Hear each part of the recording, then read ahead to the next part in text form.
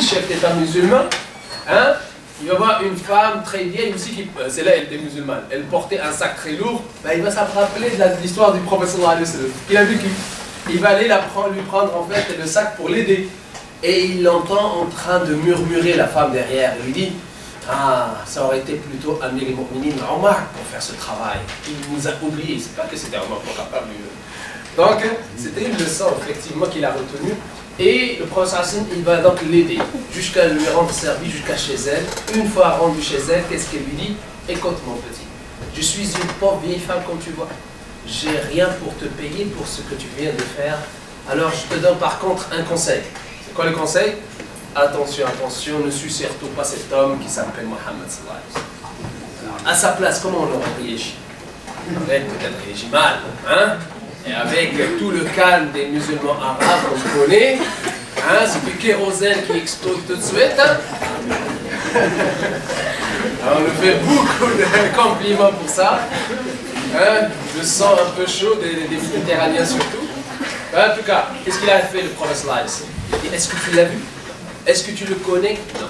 C'est bon. Donc il a laissé réagir sa conscience, travailler sa conscience. Vous savez qu'est-ce qu'il a répondu? Il rapporte sur toi des mensonges. Ashhadu an la ilaha illallah wa ashhadu anna Muhammadan rasulullah. Donc elle s'est convertie à l'islam suite à un geste qui paraît très simple. Et c'est pour ça qu'on va parler en fait de beaucoup de gestes comme ça, Inch'Allah.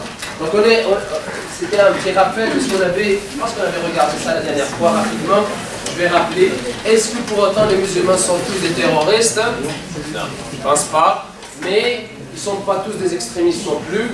Mais je vous ai présenté la dernière fois en fait cette étude qui a été faite par Loon Watch aux États-Unis et qui a présenté en fait les extrémistes à l'échelle de la planète. Alors, vous comprenez, ça c'est que les extrémistes qu'ils ont recensés, je ne sais pas comment ils ont fait. C'est quoi les critères? Supposons que c'est vrai. Je ne sais pas les critères en fait. Et ils ont en fait mis en première place les latinos avec 42%.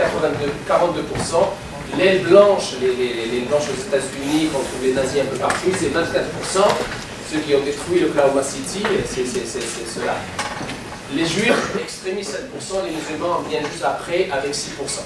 6%, quand on voit en fait 7% d'extrémistes juifs, 7%, s'il y a en fait ici, disons, 15 000 extrémistes à l'échelle de la planète, donc il est à 7%, c'est combien? C'est 100 000. 100 qui sont juifs.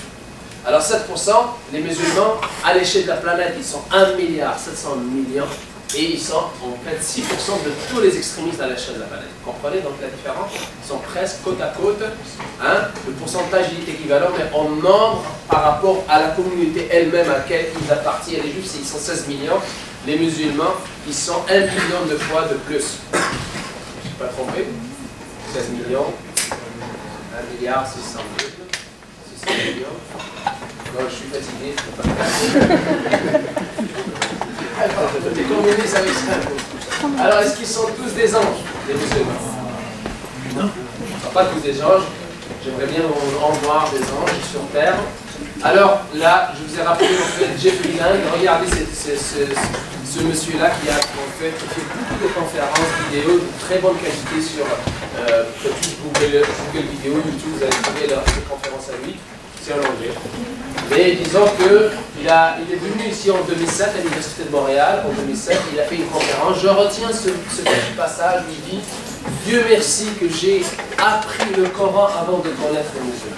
Ça se peut s'il a fait connaissance peut-être des musulmans, qu'il a en fait eu la chance ou la malchance de rencontrer dans sa vie, peut-être qu'ils n'auraient jamais mis.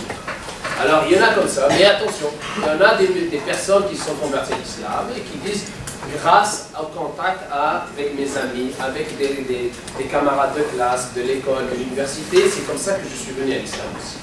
Donc c'est pas général. Alors ça fait 20 ans, plus que 20 ans qu'il est musulman, c'est professeur à l'université de Boston, Jeffrey Lang. C'est toute une belle histoire, comment il s'est converti à l'islam. Je ne sais pas si vous l'avez déjà vu sur Internet, je l'ai écrit. Alors, on va enchaîner en fait, on va parler un petit peu sur des éléments, comment éveiller la foi dans notre cœur.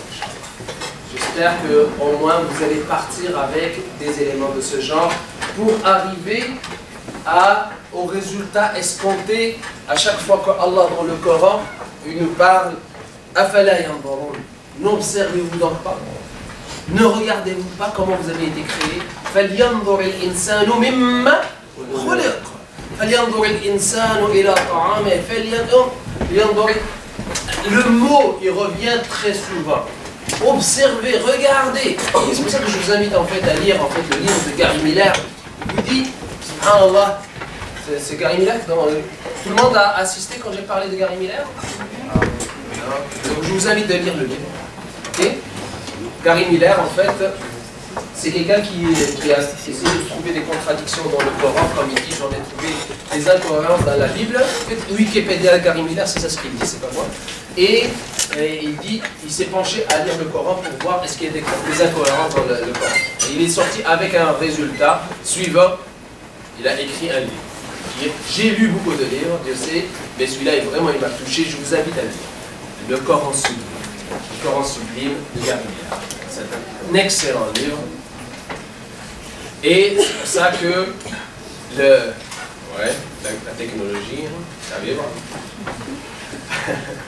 Et c'est là que, en fait, il dit la chose suivante. Si c'était en fait le Coran une production d'un être humain, vous savez, vous allez faire des travaux de recherche, vous allez faire un rapport quelque part, vous allez faire une présentation dans votre vie. Toute votre vie, ça va être tout le temps faire des études, faire des rapports, présenter. Et vous allez avoir toujours le souci parce que quand en face de vous, quelqu'un qui va vous dire attention, ça c'est pas comme ça. Attention, là, il y a une erreur. Attention. Tu as toujours ce souci-là. Même les professeurs. Moi, j'ai une petite expérience là-dedans, donc je peux vous assurer. Tous les professeurs, quand ils finissent le cours, ils sont épuisés parce qu'ils disent ouf, je sais pas, ça a été pas mal. Hein? Donc, parce qu'on a toujours en fait un petit peu ce trac de attention, peut-être je ne serai pas performant. Peut-être quelqu'un qui va m'arrêter et me dire non, monsieur, vous vous êtes trompé.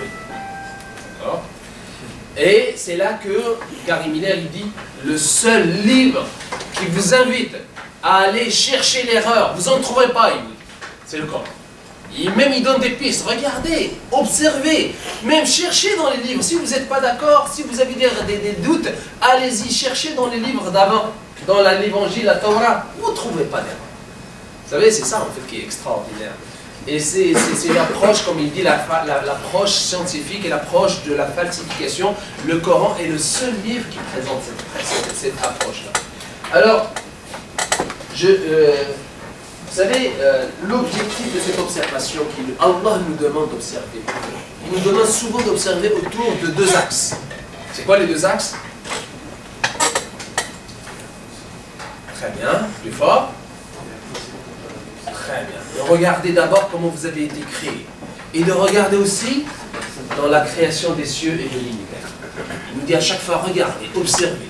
Vous vous rappelez de cette histoire, cette très belle histoire, je vous ai peut-être, vous l'avez entendu plusieurs fois, mais c'est pas grave, il y a des nouvelles personnes, on va la raconter pareil, où Abdullah ibn Mas'ud, avec un autre sahabi, ils viennent poser la question suivante à Sayyidina Aïcha. C'est qui Aïcha? Hein? C'est qui? La femme du prophète Mohammed sallallahu alayhi wa sallam. Ils sont venus poser la question suivante après la mort du prophète sallallahu alayhi wa sallam. Comment c'est quoi le moment le plus extraordinaire que tu as vécu avec le prophète Mohammed sallallahu alayhi wa sallam? Alors nous les musulmans, vous savez, nos femmes attendent juste qu'on meure. C'est quoi le moment extraordinaire que tu n'as jamais vécu avec ton mari? Parce qu'il n'y en a pas beaucoup, hein? C'est un drame, malheureusement, je peux en témoigner, parce qu'il y a beaucoup de malheurs dans les couples musulmans. On va, enfin, Inch'Allah, après cette présentation-là, on va regarder ensemble c'est quoi, comment construire le paradis à la maison, le paradis chez soi, Inch'Allah. C'est la conférence que j'avais donnée au palais de congrès durant le massacre. Alors, qu'est-ce qu'il a répondu à Aïcha? Toute la vie du prophète sallallahu alayhi wa sallam était extraordinaire. C'est pas juste un moment, c'est toute sa vie. Tout ce que j'ai vécu avec le prophète sallallahu alayhi wa sallam, c'était extraordinaire. C'est pour ça que Anas ibn Malik, Ali ibn Abi Talib, ils disent tous, on n'a jamais vu quelqu'un qui ressemble au prophète sallallahu alayhi wa sallam, on ne verra jamais non plus quelqu'un qui lui ressemble. Sallallahu alayhi wa sallam. J'ai jamais, Anas ibn Malik il dit, j'ai servi le prophète sallallahu alayhi wa sallam combien d'années? 10 ans. savez, en islam, pour honorer une personne qui travaille pour toi à la maison, ben, en Occident on parle de bonne, c'est vrai que c'est un terme aussi qui est positif. Alors dans nos pays d'origine on dit khaddam, tout pour en fait, elle n'a aucun droit cette personne. L'islam il dit, comment il l'appelle? Hein? Maoula, Maoula, mon maître. Il travaille pour toi et tu l'appelles, viens mon maître. Parce qu'il y a une formule simple que le prophète a dit, c'est quoi? Celui qui est au service des autres, c'est leur maître. Sayyid al-Qawmi, khadimuh. C'est pour ça que le prophète dit, celui qui veut apprendre la science du Coran, qu'il aille s'adresser à qui? Salim Maoula Abu Hudayfa. Hein? C'est Salim, c'est lui qui a travaillé, il était au service de Abu Hudayfa. Vous savez comment l'islam il a valorisé les gens, c'est extraordinaire. Alors, le prophète sallallahu alayhi wa sallam, il a dit à Aïcha, toute sa vie était extraordinaire. On parlait de Anas ibn Malik, et c'est pour ça que j'ai oublié, il dit, j'ai été au service du prophète sallallahu alayhi wa sallam pendant 10 ans. Jamais. Là c'est un défi pour toute personne. Rien que cet aspect-là, c'est un défi pour l'humanité entière. Personne ne peut en fait ressembler au prophète sallallahu alayhi wa sallam. Travailler 10 ans pour le camp du prophète sallallahu alayhi wa sallam, jamais il m'a dit, pourquoi tu as fait ceci, pourquoi tu n'as pas fait cela, et pourquoi tu aurais dû faire plutôt cela. Jamais. Et j'ai jamais touché une main aussi douce que la paume du prophète sallallahu alayhi wa sallam. En fait, ça peut être une métaphore. Hein. Même quand il fait salam, c'est avec une douceur. Vous vous rappelez, si Allah il aime un foyer, qu'est-ce qu'il fait pénétrer dans ce foyer? La douceur. C'est comme ça qu'il dit le prophète sallallahu alayhi wa sallam. Et il dit, je n'ai jamais senti une odeur, un parfum meilleur que celui de sa sueur. De la sueur du prophète sallallahu alayhi wa sallam. Le prophète sa sueur, c'était un parfum sallallahu alayhi wa sallam. Il y avait plusieurs histoires comme ça.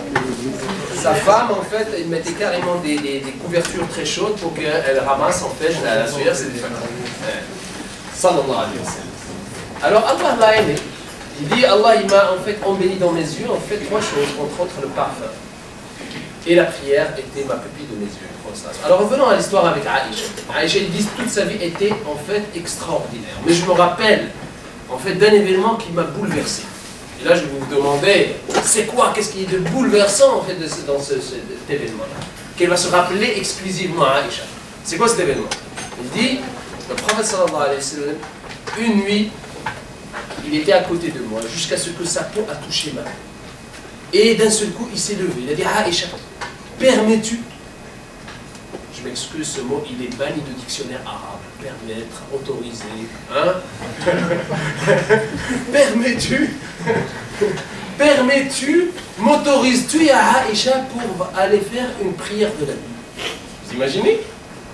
Vous avez déjà entendu un musulman qui dit permets-tu? Allah, c'était en fait carrément, on dirait, avec tout le bagage culturel, ça a été enlevé de notre éducation. C'est un drame. C'est un drame. Alors quand on voit le prophète, comment il était dans sa famille, avec sa femme, il mettait la joie quand il était chez lui, le prophète. C'est pas l'inverse. Inch'Allah, ça viendra le moment quand on va parler de tout ça, Inch'Allah. Et qu'est-ce qu'il répond le prophète? Qu'est-ce qu'il a dit le prophète? Est-ce que tu m'autorises d'aller faire une prière? Il dit, Ya Rasulallah, Wallah, j'aimerais bien que tu restes auprès de moi, mais j'aimerais bien que tu te rapproches de ton Dieu. Alors, comment il va faire pour se rapprocher de son Dieu? Il va prier. Alors il a donné l'indication qu'il a commencé à faire des ablutions avec peu d'eau. Il n'a pas consommé beaucoup d'eau. Très écologique l'islam. D'accord? Et après il a commencé à prier jusqu'à ce qu'il a mouillé toute sa barbe qui était très intense, le prophète, très forte. Puis il s'est prosterné, il a mouillé l'endroit de prosternation. Pourquoi il pleure le prophète? Qui fait des péchés, le prophète? Hein? Pourquoi il pleurait? Hein? C'est la douceur du cœur quand il est en contact avec le Seigneur. Là, ça coule des larmes. Ce n'est pas des larmes de crainte, non. C'est vrai que